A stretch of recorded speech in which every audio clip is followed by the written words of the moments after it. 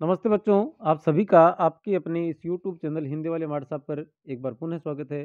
बच्चों, आज हम कक्षा 12 के विषय हिंदी साहित्य की पाठ्य पुस्तक अंतराल भाग 2 के एक पाठ पहले ही पाठ सूरदास की झोंपड़ी जिसके लेखक हैं प्रेमचंद, इसके प्रश्नोत्तरों पर बात करेंगे। और इस पाठ में से एक निबंधात्मक प्रश्न पूछा जाएगा और उस प्रश्न पर भी बात करेंगे। ये प्रश्न आपको यहाँ पर हाथ से लिखे हुए एकदम मिलेंगे और आप वहाँ से इसको वीडियो को पॉज़ करके अपनी उत्तर पुस्तिका में लिख सकते हैं। देखें, पहले सबसे पहली बात तो ये लिखिए, सूरदास की झोंपड़ी प्रेमचंद का है और यह अंश प्रेमचंद के महत्वपूर्ण उपन्यास रंगभूमि से लिया गया है। पहला प्रश्न है, चूल्हा ठंडा किया होता तो दुश्मनों का कलेजा कैसे ठंडा होता? इस कथन के आधार पर सूरदास की मनः स्थिति का वर्णन कीजिए। सूरदास की झोंपड़ी में रात 2 बजे आग लगी। आसपास के सभी लोग एकत्र हो गए। लोग आपस में बातें करने लगे। सभी आग लगने के कारणों पर कयास लगाने लगते हैं। बजरंगी और जगधर ने सूरदास से पूछा, आग कैसे लगी? चूल्हा तो ठंडा किया था या नहीं? कि आग लगी कैसे? चूल्हा तुमने ठंडा किया था, मतलब चूल्हे की आग जो बुझा दी थी या नहीं? इस पर नायक राम ने कहा कि चूल्हा ठंडा किया होता तो दुश्मनों का कलेजा कैसे ठंडा होता? मतलब दुश्मनों के कलेजे ठंडे होने में यहाँ पर आप मान सकते हैं कि एक विरोधाभास अलंकार है। और कलेजा ठंडा होने का मतलब है उनके मन में एक दुश्मनी की आग जल रही थी, वह आग और इसको नुकसान पहुंचा कर दूर हुई है या ठंडी हुई है। लेखक सूरदास इन सब चीजों से दूर था। लेकिन सूरदास इन सब चीजों से दूर था। उसे झोंपड़ी व बर्तन जलने की बिल्कुल चिंता नहीं थी। उसे दुख था अपनी जीवन भर की कमाई पोटली के जल जाने का। उन पैसों से वह माता पिता का पिंडदान और अपने पौत्र मिठुआ की शादी करना चाहता था। इन्हीं या अपनी इच्छाओं के पूरी न होने के कारण वह काफी निराश हो जाता है। मतलब उसे बर्तन झोंपड़ी की चिंता नहीं थी, वह तो उस पोटली के लिए दुखी था। इससे वह माता पिता का पिंडदान और पोते की शादी करना चाहता था और अरमान अधूरे रह गए, इस कारण से वह काफी निराश था। तो उसकी मन स्थिति निराशा से भरी हुई थी। भैरव ने सूरदास की झोंपड़ी में आग क्यों लगाई या भैरव ने सूरदास की झोंपड़ी क्यों जलाई? भैरव अपनी पत्नी सुभागी को मारता रहता था। एक बार सुभागी पिटाई से बचने के लिए सूरदास की झोंपड़ी में छिप जाती है। भैरव उसे मारने के लिए सूरदास की झोंपड़ी तक आ जाता है, परंतु सूरदास ने उसे मतलब भैरव को सुभागी को पीटने नहीं दिया।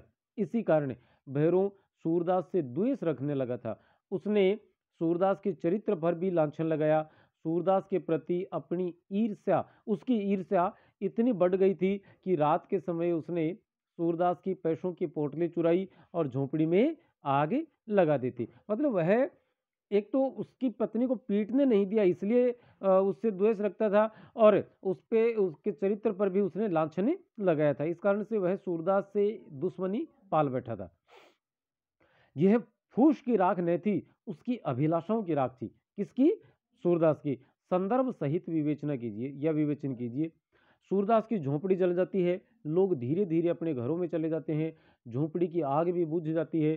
सूरदास उठता है और अनुमान से झोंपड़ी में घुसता है। मतलब उसका कि यहाँ से दरवाजा था, यहाँ ये चीज थी। वह उस स्थान पर राख को टटोलना शुरू करता है जहां पर पोटली रखी हुई थी। काफी प्रयास के बाद भी उसे पोटली नहीं मिली, जो कि मिलनी भी नहीं थी क्योंकि उसे तो भैरव उठा ले गया था। उसने बड़ी मेहनत से रुपए जोड़े थे।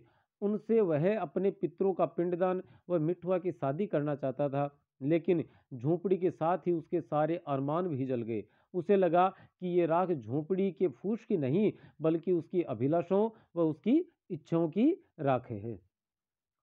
जगधर के मन में किस तरह का ईर्ष्या भाव जगा और क्यों? आग लगने व पैसों की पोटली गायब होने की बात जगधर को पता चल चुकी थी। उसने बातों ही बातों में चालाकी से भैरों से आग लगाने व पोटली चुराने की बात स्वीकार करवा ली थी। मतलब जगधर को पता चल गया था कि यह काम किसने किया है? भैरव ने। पैसों वाली बात का पता चलते ही जगदर को भैरों से ईर्ष्या होने लगती है। ये तो मानव मन है, मानव का स्वभाव है। एक आदमी को खुश देखकर दूसरे के मन में ईर्ष्या हो ही जाती है। इससे तो और उसने क्या सोचा कि इस भैरों को तो बिना काम किए, बिना काम धंधा किए ही इतने सारे पैसे मिल गए। अब तो यह मौज करेगा, इसकी जिंदगी आसान हो जाएगी, इसकी तो तकदीर खुल गई। ये विचार जगधर के मन में आते हैं। वह सोचता है कि इसी तरह उसे भी कुछ मिल जाए तो जिंदगी बदल जाएगी। इस प्रकार अचानक पैसे मिल जाने के कारण जगधर के मन में भैरों के प्रति ईर्ष्या भाव जागृत हो जाते हैं। सूरदास जगधर से अपनी आर्थिक हानि को गुप्त क्यों रखना चाहता था?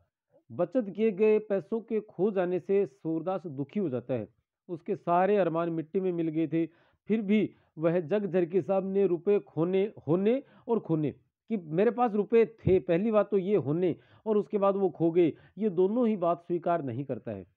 सूरदास ने यह धन भीख मांग कर जोड़ा था। उसे लगता था कि गरीब होना किसी भिखारी के लिए शर्म की बात नहीं है। कि भिखारी के लिए शर्म की बात क्या नहीं है? गरीब होना। लेकिन उसके लिए शर्म की बात यह है कि रुपयों का संग्रहण करना, कि किसी भिखारी के पास इतने सारे रुपए हैं, ये एक बड़ी बात है। इसलिए ये उसे शर्मिंदगी की बात लगती थी। सूरदास को लगता है कि रुपयों की बात स्वीकार करने से उसका अपमान होगा। इसी अपमान से बचने के लिए सूरदास जगधर के सामने रुपयों की बात स्वीकार नहीं करता है। सूरदास उठ खड़ा हुआ और विजय गर्व की तरंग में राख के ढेर को दोनों हाथों से उड़ाने लगा। इस कथन के संदर्भ में सूरदास की मनोदशा का वर्णन कीजिए। सूरदास अपनी झोंपड़ी जल जाने से दुखी था। यकीनन आप भी होंगे, हम भी होंगे, कोई भी हो। इससे भी ज्यादा दुख उसे रुपये के खो जाने से था। मतलब झोंपड़ी के जल जाने से जितना दुख हुआ, उससे ज्यादा रुपये खो जाने का दुख था। इससे वह निराश, हताश, व्याकुल व दुखी होकर रोने लगता है। तभी उसने सुना कि तुम खेल में रोते हो। इस वाक्य को सुनने के बाद उसकी मनोदशा बदल गई। उस इसे सुनकर वह निराशा, ग्लानि, दुख आदि से मुक्त हो गया और जीते हुए पहलवान की तरह से राख उड़ाने लगा।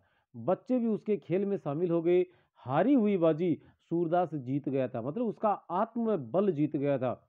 उसका आत्मविश्वास व सकारात्मक भावनाएं मजबूत होती हैं। उसका आत्मविश्वास बढ़ गया कि हम और घर बनाएंगे और पैसे कमाएंगे, तो हम 16 बार घर बनाएंगे। इस कथन के संदर्भ में सूरदास का चरित्र चित्रण कीजिए, या ऐसा सीधा प्रश्न पूछा जा सकता है कि सूरदास की चारित्रिक विशेषताओं का उल्लेख कीजिए। उत्तर यहां लिखा है कि सूरदास की झोंपड़ी पाठ का मुख्य चरित्र व नायक सूरदास है। उसकी झोंपड़ी में आग लगा दी जाती है, उसकी कमाई लुट जाती है या लूट ली जाती है। निराश होता है, दुखी होता है, रोता है, बच्चों की बात से प्रेरित होता है, अपना सब दुख भूलकर बच्चों के साथ मिलकर राख उड़ाने लगता है, मिठुआ के सवालों का बड़े धैर्य के साथ जवाब देता है। इस प्रकार हम कह सकते हैं कि सूरदास के चरित्र में निम्न विशेषताएं देखने को मिलती हैं। पहला, मेहनती और मितव्ययी था। मेहनती तो था ही था, और मितव्ययी मतलब बहुत ज्यादा अनावश्यक रूप से खर्च करने वाला नहीं था, अन्यथा इतनी बचत नहीं होती। पाठ के अनुसार देखा जाता है कि सूरदास मेहनती और मितव्ययी था। अपने मितव्ययी स्वभाव के कारण ही वह बचत कर पाया था। दूसरा, दृढ़ निश्चयी। झोंपड़ी जल जाने और पैसे लूटने के बाद सूरदास निराश व दुखी हो जाता है। जगधर द्वारा उससे पूछा जाता है, पर वह उसे न बताने के निश्चय पर अटल रहता है। जो तीसरा पॉइंट है, कर्मठ एवं उदार। सूरदास भीख मांगता है और अपने काम में संलग्न रहता है। शत्रुतावश भैरव ने उसकी झोंपड़ी जलाकर पैसे चुरा लिए, पर उसने भैरव से किसी प्रकार की शिकायत नहीं की और उसके प्रति वह उदार बना रहा। चौथा पॉइंट है, परंपराओं में विश्वास रखने वाला। जैसे कि सूरदास परंपराओं में विश्वास रखता था। वह अपने माता पिता का पिंड दान करने की इच्छा रखता था। इसी कारण उसने पैसे बचाए थे या पैसे बचा कर रखता था। स्त्रियों का सम्मान करने वाला। सूरदास स्त्रियों का सम्मान करता था। भैरव अपनी पत्नी सुभागी को पीटता है तो वह सुभागी को बचा लेता है। और बच्चों की सी सरलता। सूरदास में बच्चों की सी सरलता थी।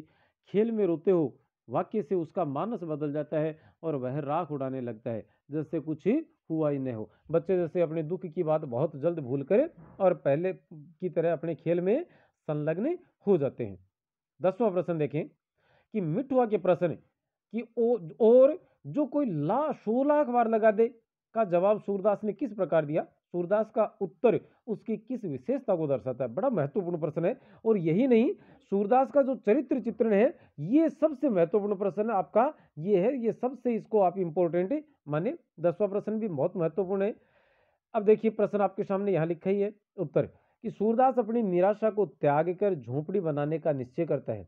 तब मिठुआ पूछता है कि और कोई जो 100 लाख बार आग लगा दे तो वह क्या करेगा? तब सूरदास कहता है कि हम भी 100 लाख बार नहीं बना लेंगे। सूरदास का यह कथन उसके चरित्र की दृढ़ता का प्रतीक है। वह बदला लेने के स्थान पर अपनी ऊर्जा पुनर्निर्माण में लगाना चाहता है, जो कि बहुत ही सकारात्मक बात मानी जा सकती है। तो दोस्तों, आज के लिए फिलहाल इस वीडियो में इतना ही। अगले वीडियो में अगले पाठ के प्रश्न उत्तरों के साथ आपके साथ फिर मिलेंगे। तब तक के लिए आप हमें अनुमति देवें। नमस्ते, शुक्रिया, धन्यवाद, जय हिंद।